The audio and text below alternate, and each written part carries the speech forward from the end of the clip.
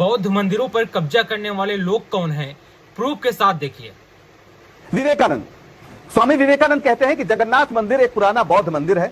हमने इस पर और कई अन्य बौद्ध मंदिरों पर कब्जा कर लिया और उनका पुनर्हिंदूकरण किया। The complete works of Swami Vivekananda, खंड 4। ये विवेकानंद कह रहे हैं जो आधुनिक समय के सबसे बड़े हिंदू संत हैं। अब आप आइए राहुल सांकृत्यायन को सुनते हैं। राहुल सांकृत्यायन जिन्होंने बौद्ध धर्म पर बहुत काम किया, उनकी एक किताब है हिमालय परिचय। उसमें वो बद्रीनाथ के बारे में चर्चा करते हैं, जहां पर वो गए थे और उन्होंने जब मूर्ति को स्नान कराया जा रहा था उस समय जाकर देखा। और वो लिखते क्या है, मूर्ति काले पत्थर की थी जिसे शायद हथौड़े से जानबूझकर तोड़ा गया या इसे पत्थरों में फेंकते समय कुछ हिस्सा टूट गया। पद्मासन में बैठी हुई मूर्ति का एक हाथ की हथेली पैरों पर थी जो भूमि स्पर्श मुद्रा में थी। यह मूर्ति पद्मासन अवस्था में भूमि स्पर्श मुद्रा वाली बुद्ध की है, इसमें मुझे कोई संदेह नहीं लगा।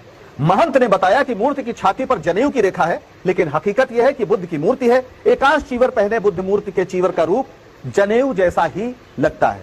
राहुल सांकृत्यायन ने अपनी आंखों से जो देखा उसका वर्णन किया। हालांकि वो मूर्ति ढकी रहती है और इसलिए उसकी चर्चा आमतौर पर नहीं होती। वेनसांग जो 7वीं शताब्दी की शुरुआत में भारत आया था, जब कन्नौज में हर्ष का शासन था, तब वो अयोध्या, आज की अयोध्या गया, जिसे तब साकेत कहते थे।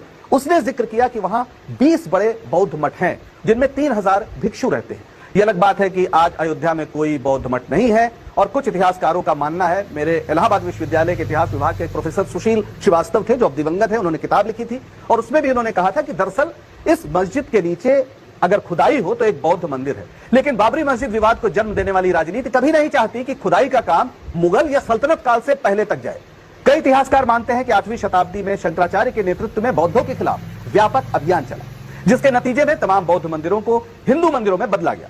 राहुल सांकृत्यायन तो नाथ शब्द, नाथ ध्यान रखिए, नाथ शब्द लगे मंदिरों को मूलतः बौद्ध धर्म से जोड़ते हैं, जैसे जगन्नाथ या बद्रीनाथ। इस अभियान के बावजूद जो कुछ बौद्ध मंदिर या मठ बचे हुए थे उनका नाश तुर्क हमलों के दौरान हो गया। बड़ी तादाद में बौद्ध आबादी या तो फिर से हिंदू हो गई या उन्होंने इस्लाम स्वीकार कर लिया। बिल्कुल सही बात। वीडियो को शेयर करिए।